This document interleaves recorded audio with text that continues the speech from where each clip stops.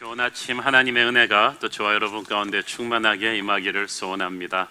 우리 챔버 또 찬양 연주를 들으니까 또 얼마나 가슴에 감동이 오고 좋은지 모르겠습니다. 다음 달인 5월은 이 가정의 달입니다. 특히 다음 세대 어린이들을 가슴에 품고 축복하는 계절인데, 우리나라 역사상 가장 무거운 심정으로 우리는 가정의 달을 맞이하게 되었습니다. 200명이 넘는 꽃다운 어린 생명들과 함께 차디찬 바닷속으로 침몰해버린 세월호 사건으로 인해서 우리 국민 전체의 마음이 먹장 같은 슬픔으로 가득합니다. 그리고 그 끔찍한 사건이 거의 100% 우리 어른들의 무책임함과 비겁함으로 인한 인재였다는 사실이 우리를 더욱 부끄럽게 하고 있습니다. 사건 발생 직후부터 우왕좌왕하고 있는 정부 관계자들과, 그리고 무력의 눈이 어두워서 안전은 뒷전에 제친 채로 방만 경영을 했던 해운사와 그 뒤에 있는 무서운 신흥 종교와 확인되지 않은 정보들을 마구 보도한 언론의 모든 모습들이 우리 모두로 하여금 우리나라가 이것밖에 안 돼라는 질문을 하게 했습니다. 특히 이번에 희생된 아이들이 제 둘째 아들과 똑같은 97년, 98년생들이었기 때문에 저는 같은 부모로서 멍한 슬픔에 지금도 눈시울이 적곤합니다. 가정의 달, 다음 세대를 생각하는 다음 달을 보면서 우리는 어린이란 무엇인가, 어른이란 무엇인가를 생각하게 됩니다. 어린이라는 말을 처음 만든 분은 아동문학가 소파 방정환 선생입니다. 선생이 살았던 20세기 초에는 장유유서라는 유교 가부장적인 가족제도 안에서 한국의 아이들은 천대받고 억압받는 그런 존재였습니다. 그런 현실을 안타깝게 여긴 이 소파 선생은 이 늙은이, 젊은이와 같이 아동들을 하나의 인격체로 격상시키자는 뜻으로 어린이라는 호칭을 쓸 것을 주장한 것입니다. 1922년 5월 1일 선생에 의해서 처음으로 어린이날이 제정되었는데, 그날 배포한 어린이날의 약속에서 이 소파 방정환 선생이 쓴 그 어린이날의 약속을 이번 세월호 사건을 보면서 제가 다시 한번 읽어보았는데 가슴이 콱 막히는 그 눈물이 앞섰습니다. 어린이날의 약속, 소파 방정환. 어린이는 어른보다 더 새로운 사람입니다. 어린이를 어른보다 더 높게 대하십시오. 어린이를 결코 윽박지르지 마십시오. 어린이의 몸을 자주 주의해 보십시오. 항상 칭찬해가며 기르십시오. 어린이의 생활을 항상 즐겁게 해주십시오. 어린이는 새 시대의 새 인물로서 인식되고 존중받아야 될 인격체입니다. 100년이 지난 오늘 한국의 어른들은 아이들을 너무 함부로 대하는 것 같습니다. 우리는 아이들을 위해서 산다고 합니다. 그러나 우리의 교육열은 입시열이었습니다. 우리들은 그들의 영혼과 육체가 건강하게 해주는 데는 전혀 신경을 쓰지 않았습니다. 강한 자가 약한 자를 배려하려는 성경 말씀처럼 어른이 아이들을 배려하지 않았습니다. 우리 크리스찬들이 깊이 회개하고 각성해야 합니다.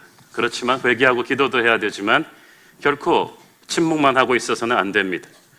우리는 말과 행동으로 이 땅에 정의를 말해야 합니다. 정직을 말해야 합니다. 확인되지 않은 정보를 옮기면서 우왕좌왕할 필요는 없지만 분명하게 분노해야 될 것은 분노해야 되고 슬퍼야 될 것은 슬프게 표현해야 됩니다. 이 땅은 천국이 아닙니다. 죄인들이 모여 사는 불완전한 세상입니다. 그렇기 때문에 우리는 빛과 소금이 되어야 하는 것입니다. 아브라함 링컨은 청년 시절에 노예시장의 참상을 목격하고 불같이 분노했습니다. 그것은 하나님이 준 믿음의 분노였습니다. 그 분노로 인해서 링컨은 훗날 노예제도를 미국에서 폐지시키는 대통령이 되었습니다.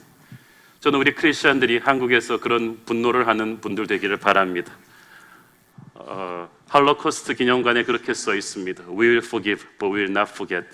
용서한다, 그러나 잊지는 않는다. 저와 여러분은 2014년 4월 16일을 결코 잊지 마십시오. 분노하십시오. 우리 크리스천들이 여러분이 몸담고 있는 사회 각 분야로 들어가서 분노하시고 정의를 강같이 공의를 하수처럼 이 땅에 흘려보내셔야 합니다. 특히 공직에 계신 분들, 교육계에 몸담고 계신 분들, 언론계에 계신 분들, 거룩하십시오. 정직하십시오. 부끄럽지 않은 어른이 되기 위해서 몸부림치십시오. 그것이 이 실패에서 우리가 배워야 될 것입니다. 저희 교회는 이 깊은 슬픔을 애도하는 뜻에서 그저께 특별당회를 열고 5월 4일, 6일에 예정되어 있던 부부 캠프와 5월 10일로 예정되어 있던 각 공동체 야유회를 전면 취소하기로 했습니다. 그리고 이를 위해서 책정된 예산을 모두 이번 사건의 피해자 유족분들을 격려하고 위로하는 일에 특별 헌금으로 보내기로 결정을 했습니다. 원래 목요일이 제가 설교 준비하는 날인데 목요일 아침에 일어나서 큐티를 하고 요한계시록 본문을 펼치는데 그 세월호 유가족들이 생각이 나서 이렇게 기도를 하고 있는데 안산에서 전화가 왔습니다. 안산 지역의 모든 행사는 다 캔슬을 했는데 안산 지역 그 자치장분들의 조찬 기도회만은 캔슬할 수가 없었다. 도시 분위기가 너무나 다운되어 있고 특별히 너무나 슬픈데 그래서 한옥 목사님이 특별히 와주셨으면 좋겠다고 부탁을 했습니다. 저는 다른 모든 스케줄을 그날 있는 것을 취소하고 거기를 가서 섬기기로 했습니다. 그리고 그분이 어저께 진도로 다녀오신 분이에요. 그분 교회에서도 한 5명인가 피해자가 났습니다. 안산 지역의 모든 교회들의 피해자를 합쳐보면은 크리스천 학생들만 60명이 넘습니다. 매일 10명, 20명씩 발인을 하면서 깊은 슬픔에 잠겨있는 그들에게 제가 하나님의 위로를 제대로 전할 수 있도록 여러분이 위해서 기도해 주기를 바랍니다. 우리 한국교회가 여기 스스로를 돌아보면서 이 땅에 무너진 기초를 다시 쌓는, 정말 우리 찬양하는 대로 이 나라에 과연 하나님의 영광이 거할 수 있겠습니까? 70년대 학원 복음화를 위해서 뛰었던 분들은 민족의 가슴에 피 묻은 그리스도를 심자는 비전을 가졌는데 오늘날 많은 교회들의 가슴에는 민족이 없습니다. 나라가 없습니다. 전부 교회 안에만 머물러 있습니다. 우리는 우리 교회를 키우기 위해서 예수 믿는 것이 아닙니다. 예수님은 우리를 통해서 이 나라를 살리는 축복의 통로로 쓰고자 하십니다.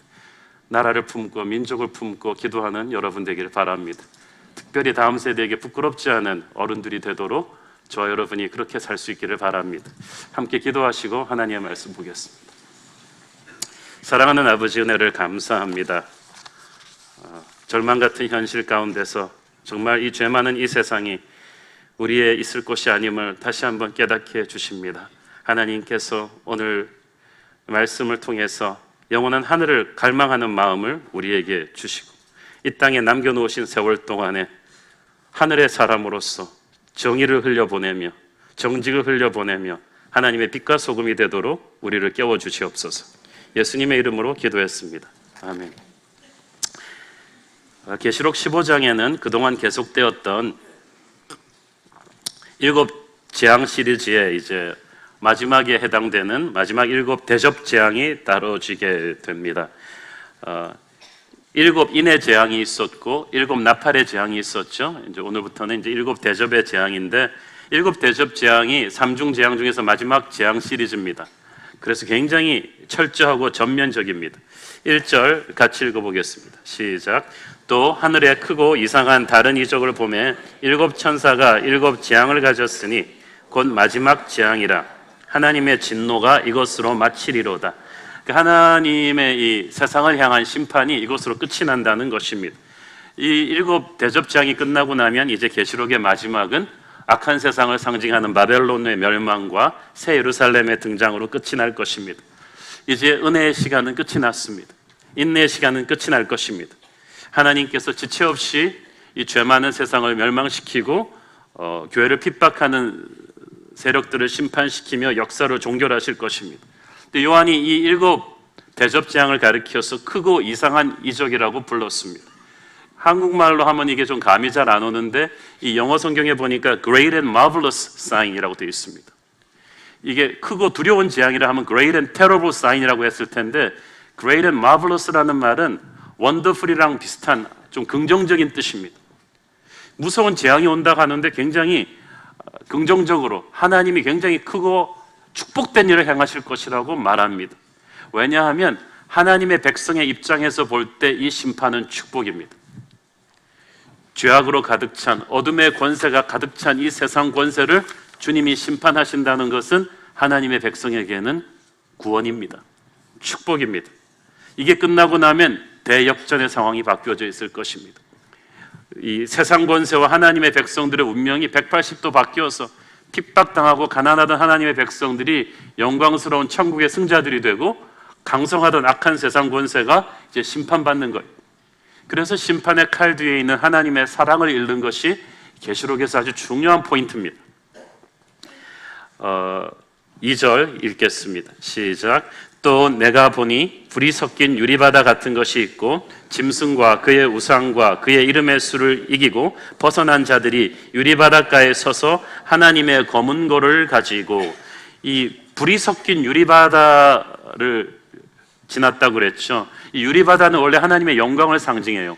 이 불이 섞였다는 것은 하나님의 공의로운 심판을 말하는 거예요. 다가올 재앙의 그 무서운 심판이 끝나고 나면 그것을 통과해서 살아남은 하나님의 백성들이 이제 천국에서 승자의 잔치를 벌이게 되는 것입니다. 그들은 짐승과 그의 우상과 그의 이름의 수를 이기고 벗어난 자들이라고 했어요. 계시록 13장에서 짐승인 적그리스도는 크리스천들을 압박했습니다. 짐승을 경배하지 않으면 장사도 못하게 했습니다. 사회적 경제적인 제재를 가했으니까 얼마나 힘들었겠어요. 그러나 그 무서운 고통 속에서도 믿음을 저버리지 않은 하나님의 백성들이 유리바다를 건너왔다고 했습니다. 유리바다 위에 섰다고 하는 것이 더 정확한 표현일 거예요. 승리한 군대로서 그들은 심판받기 위해서가 아니라 상급을 받기 위해서 그 자리에 서 있습니다. 이 천국의 유리바다 앞에 그렇게 당당하게 서기까지, 저 멀리 뵈는 그 시온성의 영광이 우리의 것이 될 때까지 우리는 환난과 연단의 시기를 잘 이겨내야 되는 것입니다. 그들이 하나님의 검은 고를 가지고 섰다고 했습니다. 자신들이 가진 악기가 아니라 하나님이 주신 검은 고입니다. 천국에서의 찬양은 우리의 힘으로 부르는 것이 아닙니다. 하나님의 힘으로 부릅니다. 성령의 찬양입니다. 하늘의 찬양입니다.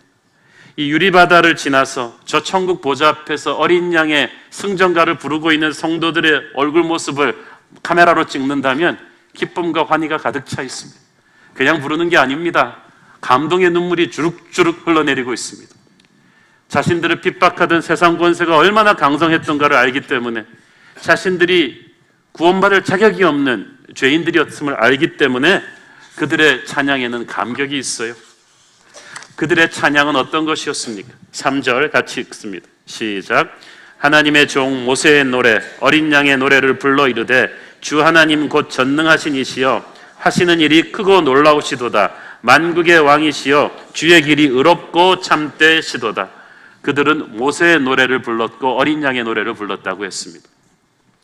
이 모세의 노래는 성경에서 나오는 첫 번째 찬양이고 어린 양의 노래는 마지막 찬양입니다. 모세의 노래는 과거 이스라엘 백성들이 출애굽할 때 10가지 재앙을 하나님이 이집트에 내려서 이집트의 고집을 꺾고, 그리고 마지막 쫓아오는 애굽의 전차대까지 홍해바다에서 하나님이 수장시키고 길을 내서 이스라엘 백성들을 이끌어내신 다음에 이스라엘 백성들이 너무 그 구원의 감격이 커서 찬양한 바로 그 노래예요.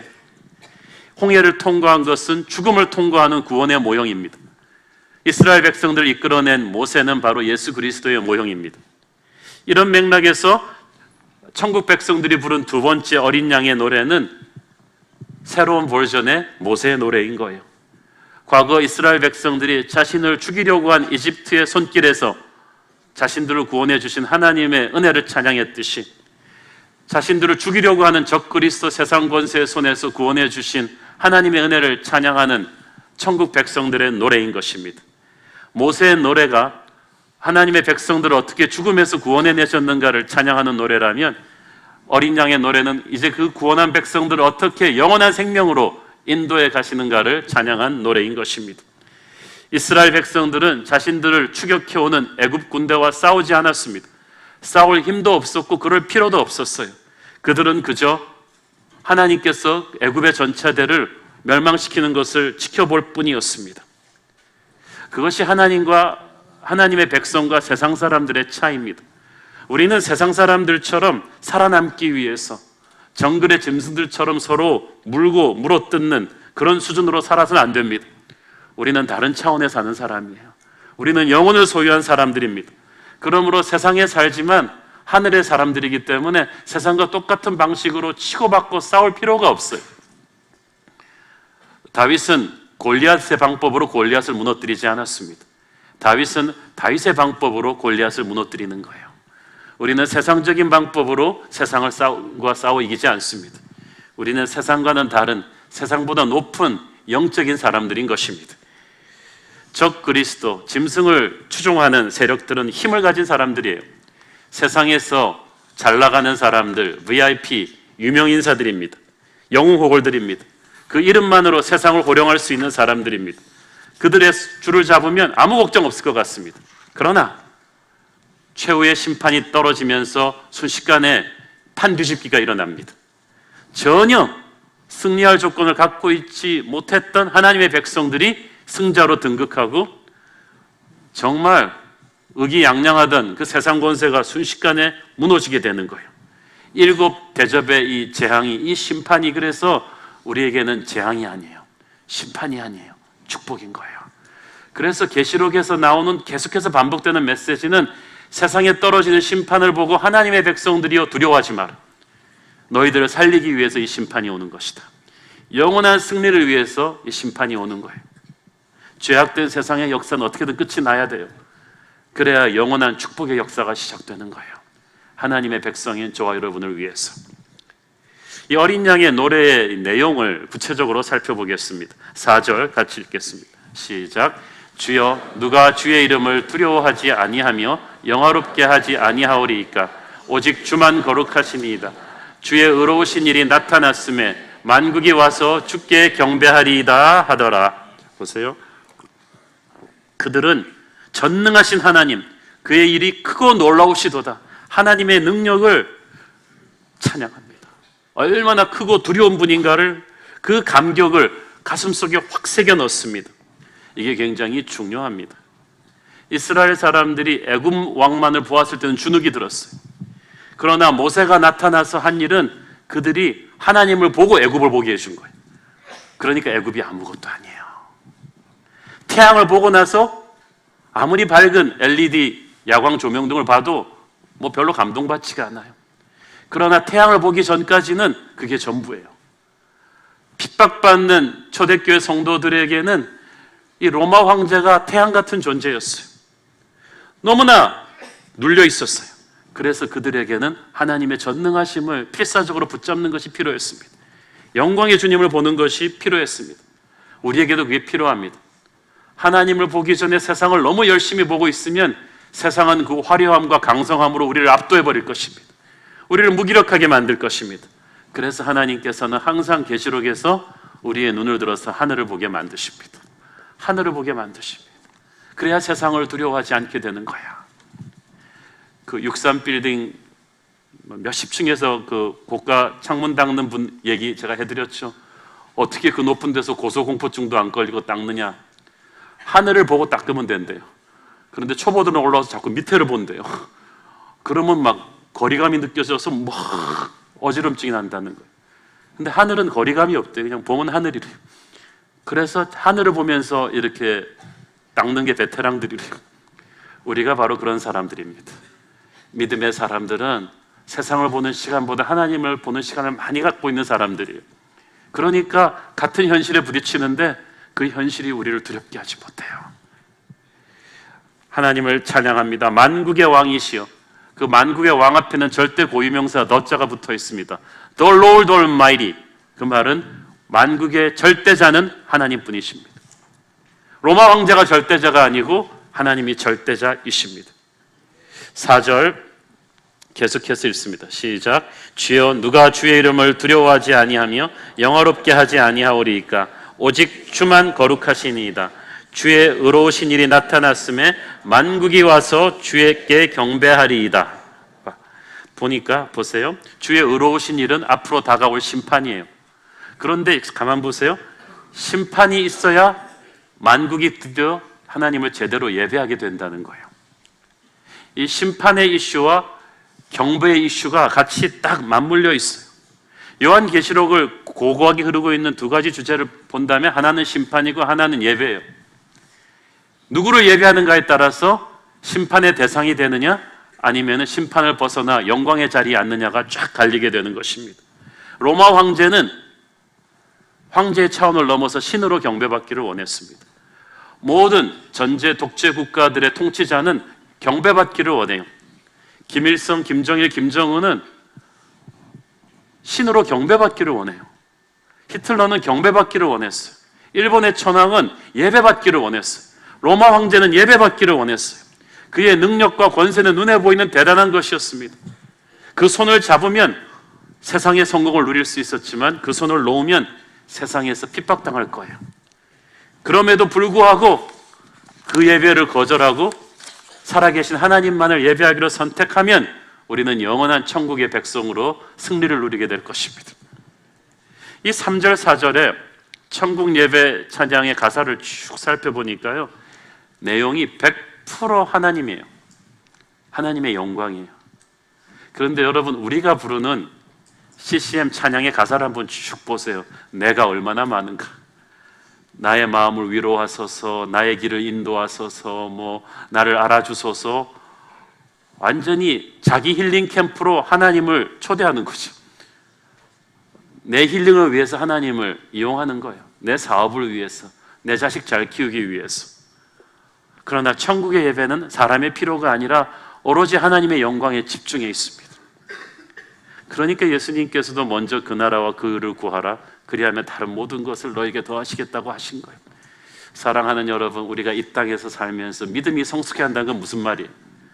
옛날에는 나한테 해달라 나로 가다가 이제는 점점 하나님 중심으로 이렇게 바뀌어가는 거야. 내 소원을 빨리 들어달라가 아니라 하나님의 뜻이 무엇입니까? 내 소원을 꺾겠습니다. 하나님의 영광을 드리는 쪽으로 여러분이 계속 가면 여러분의 모든 자식을 위한 모든 필요는 하나님이 나중에 정리하십니다. 예배란 하나님을 높이는 것입니다. 집중하는 것입니다. 천국 찬양대의 엄청난 심포니가 끝나면서 요한 앞에 또 다른 환상이 펼쳐집니다. 5절 읽습니다. 시작. 또 이 일 후에 내가 보니 하늘의 증거 장막의 성전이 열리며, 계시록 11장 마지막 절에서 7번째 나팔 재앙이 시작되면서 하늘의 문이 열렸죠. 그것을 연속으로 지금 가는 거예요.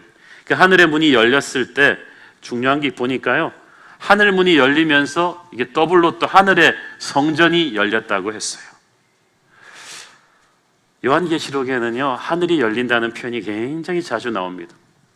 왜 하나님께서 이 초대교회 성도들에게 자꾸 하늘을 열어주셨을까? 그들에게 땅이 너무 절망적이었기 때문이에요. 저는 하늘이 열린다는 표현이 너무 감격스럽고 황홀합니다. 하늘 문을 요즘 하나님이 안 열어주십니까? 안 여는 게 아니라 우리가 땅에서 하늘문 비슷한 걸 너무 많이 보기 때문이에요. 땅이 너무 좋아요. 계시록의 성도들처럼 간절한 마음으로 저 높은 곳을 보지 않아요. 저 멀리 배는 시온성을 보지 않아요. 자꾸 가까운 곳만 보고 있는 거예요.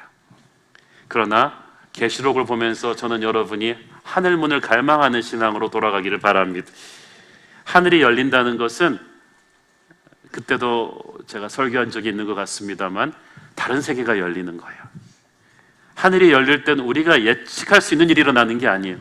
내가 알지 못하던 크고 비밀한 일이 보여지는 것입니다. 신앙은 내가 예측 가능하다면 그거는 과학이지 신앙이 아닙니다. 논리지 신앙이 아닙니다. 그러나 믿음의 세계는 내 논리의 틀에 둘 수 있는 그런 것이 아닙니다. 여러분은 기도할 때마다 그걸 기대하십니까?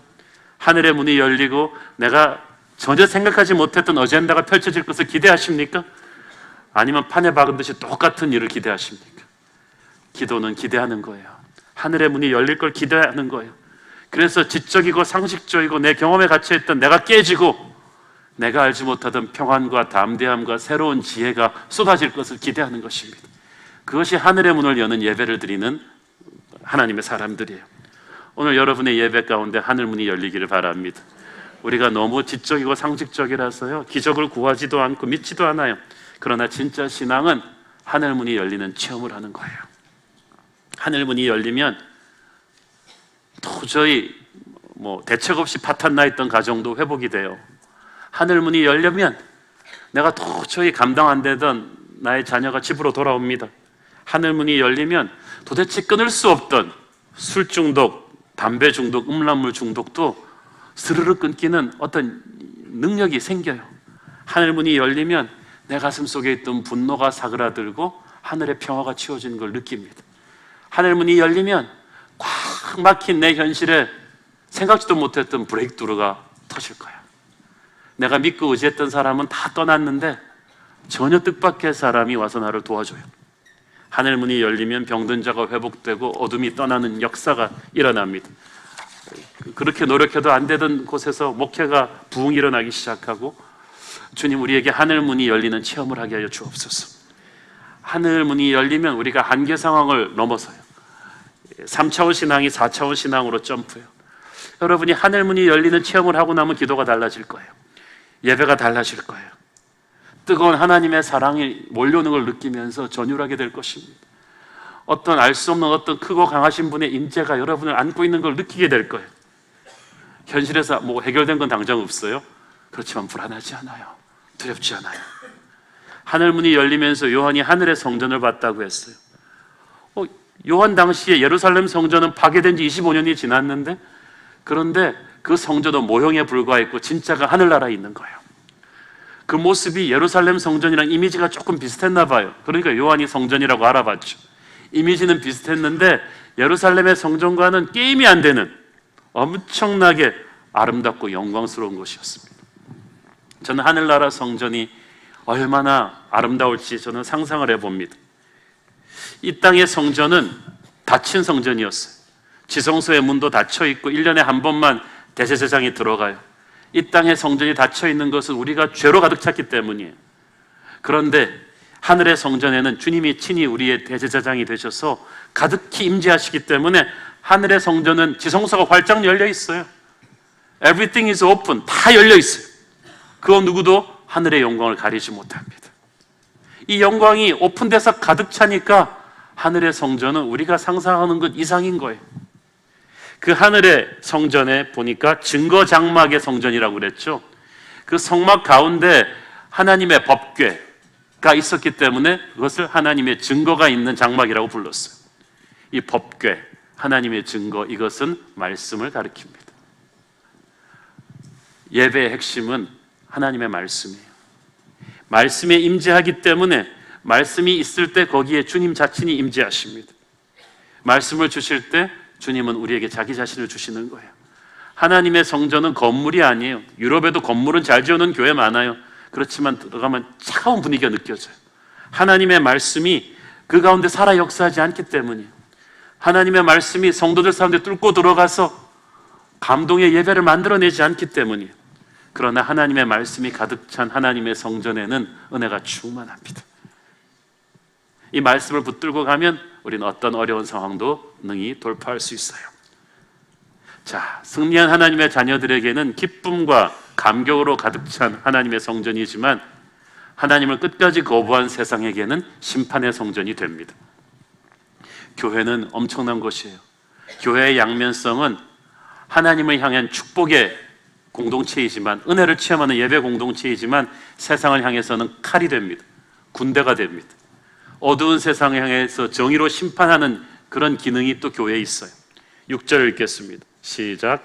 7 재앙을 가진 7 천사가 성전으로부터 나와 맑고 빛난 세마포 옷을 입고 가슴에 금띠를 띠고, 7절, 내 생물 중에 하나가 영원토록 살아계신 하나님의 진노를 가득히 담은 금대접 7을 그 7 천사들에게 주니. 자, 하늘의 성전이 열리면서 7 재앙을 가진 천사가 나옵니다. 그들은 이제 세상의 마지막 심판을 집행할 존재들이에요. 심판자 천사들이 성전에서 나왔다는 것은 이 심판이 100% 하나님이 주관하시는 것임을 말합니다. 이들이 천사들이, 심판자 천사들이 금띠를 두른 세마포를 입었다고 했죠. 이건 구약시대 제사장들이 입었던 옷이에요. 세상에 재앙을 전달하러 가는 천사들이 하늘의 성전에 예배를 섬기는 제사장들입니다. 여러분, 예배가 영적 전쟁인 거 아십니까? 살아계신 하나님의 임재를 체험한 예배자들은 영적 전사들입니다. 그들이 어둠의 권세를 몰아내는 거예요. 천사도 그렇고 여러분도 그렇습니다. 거룩한 하나님의 임재로 가득 찬 사람은 불의로 가득 찬 세상을 두고 볼 수가 없습니다. 정의를 말할 것이고 정직을 말할 것이고 실천할 것입니다.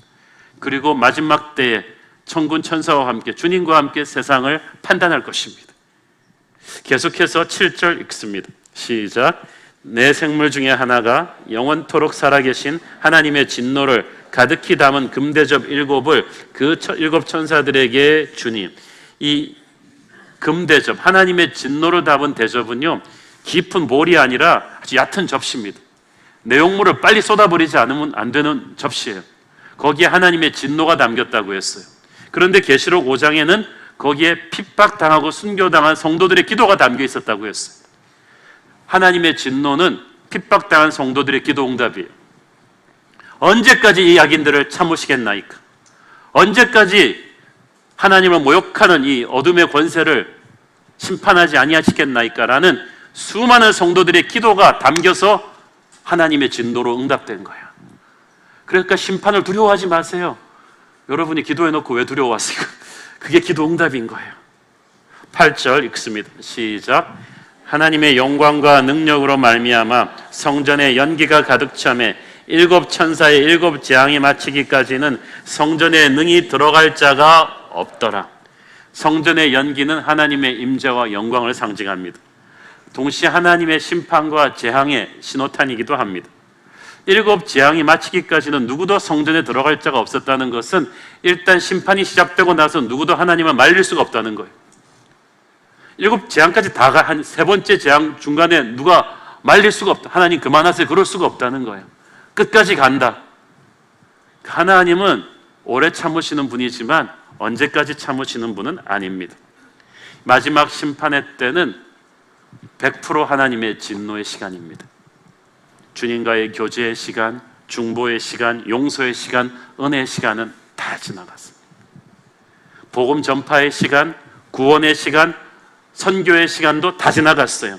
이제는 진노만이 세상에 쏟아질 뿐입니다. 여러분 그거 아세요? 선교도 타임이라는 거, 용서도, 은혜도, 복음도, 축복도 시간이 있어요. 흐르는 거예요. 언제까지 나를 기다려줄 거라고 생각하면 안 됩니다. 하나님은 오래 참아주는 분이지만 언제까지 참아주시는 분은 아니십니다. 회개와 눈물이 통하지 않는 때가 온다니까요. 그때는 회개하지 않은 세상에 대한 무서운 심판이 집행될 뿐인데 이 돌이킬 수 없는 심판의 시각이 지금 우리 눈앞에까지 다가오고 있습니다. 그러나 지금은 아닙니다. 지금 우리가 살고 있는 때는 그래도 아직 은혜의 때입니다. 고린도후서 6장 2절 시작. 이르시되 내가 은혜 베풀 때에 너에게 듣고 구원의 날에 너를 도왔다 하셨으니 보라 지금은 은혜 받을 만한 때요 보라 지금은 구원의 날이로다. 그 말은 무슨 말이에요? 지금은 선교해라. 지금은 전도해라. 지금은 서로 사랑해라. 총력을 기울여서 지금 해라. 때가 되면 전도하고 싶어도 안 되는 때가 온다. 너희 주위에 예수를 못 믿고 죽어가는 사랑하는 사람들이 있다면 내일이 없는 것처럼 전도해라. 선교해라. 서로 미워하고 분열하고 그냥 보내기에는 시간이 너무 없다. 사랑하는 여러분, 계시록 메시지의 절박함을 제대로 이해했다면 여러분의 앞에 흘러가는 하루하루를 정말 소중히 여기십시오. 이 세상은 아무리 화려해 보여도 멸망하기로 되기로 작정된 세상입니다. 너무 사랑하지 마십시오. 이 세상에서 하나님을 모르고 죽어가는 분들을 가엾게 여기십시오. 그 무서운 심판의 때가 분명히 온다는 것을 믿는다면 우리는 열심히 전도해야 됩니다. 선교해야 됩니다. 그것이 마지막 시대에 우리 새로운 교회를 세우신 주님의 뜻인 줄 믿습니다. 기도하겠습니다. 사랑하는 아버지, 은혜를 감사합니다.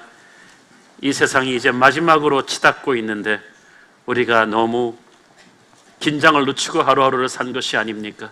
이 마지막 시대에 세워진 우리 새로운 교회를 마지막 시대 복음 전파의 도구로 사용하여 주옵소서. 예수님의 이름으로 기도했습니다. 아멘.